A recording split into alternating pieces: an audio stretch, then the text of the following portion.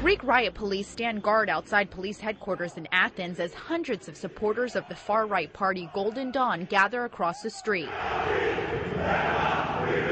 Chanting "Blood, Honor, Golden Dawn," protesters showed up after getting word police arrested the party leader and more than a dozen of its senior members and lawmakers. The Greek government has launched an investigation into the party for possible connections into the killing of an anti-fascist rapper by a self-proclaimed Golden Dawn supporter. We are a political movement that has nothing to do with a crime organization or something like that. The party denies any links to the killing. The Greek justice minister says those arrested will get a fair trial. I want to assure that we are at the pre-initial stage of the inquiry, the procedural stage, and all of those arrested, if they are guilty, will be handed over to justice.